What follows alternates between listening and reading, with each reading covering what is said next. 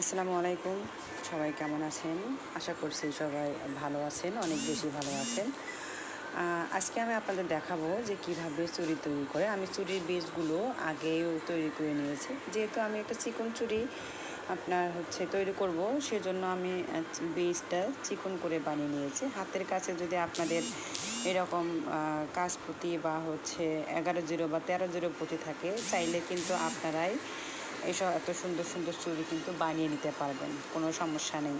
সেক্ষেত্রে আপনার একটু প্রচুর ধৈর্য থাকতে হবে, একটু শেখার আগ্রহ থাকতে হবে। তো আমি এখন চুড়িটাতে আমি যেহেতু কালো বেস বানিয়েছি, সেই ক্ষেত্রে আমাকে কালো একটা রিবন পেঁচিয়ে নিতে হবে। কারণ কালো রিবন যদি আমি না চাই, তাহলে অন্য কালার রিবন বা হোয়াইট কালার চাইলে কিন্তু হোয়াইট কালারও নিতে পারতাম, কিন্তু হোয়াইট কালার নিলে হবে কি আপনার সেটা সহজেই ময়লা হয়ে যাবে। আর কালো রিবনগুলোর একটা বিশেষত্ব হচ্ছে আপনার কোনো স্পট বা সহজে ময়লা লাগবে না, আর লাগলেও সেগুলো কিন্তু বোঝা যাবে না।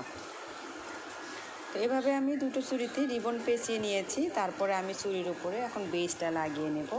এটা হচ্ছে B6000 একটা আইকা, অনেক সুন্দর। এই আইকাটা অনেক সুন্দর, ভালো কাজ করে।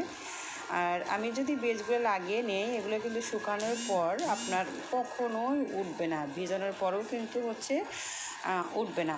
ঠিক আছে? তো আপনারা যদি চান এরকম চুড়ি কেউ অর্ডার করতে চান, বা এরকম লুম্বি ডিম গয়না বানানো কেউ শিখতে চান, আমি আসলে লুম্বি ডিম গয়না নিয়ে কাজ করি। যারা আমাকে ফলো করে তারা জানে। আমার পেজের নাম হচ্ছে মুক্তামালা পেজ। মুক্তামালা পেজে আমার অনেক সব টিউটোরিয়াল পাবেন। শিখতে চাইলে অবশ্যই আমাকে নক করবেন, আমি যথেষ্ট সহযোগিতা করব শেখানোর জন্য। আর যদি চুড়ি অর্ডার করতে চান, তাহলে অবশ্যই মুক্তামালা পেজ থেকে আপনাকে অর্ডার করতে হবে।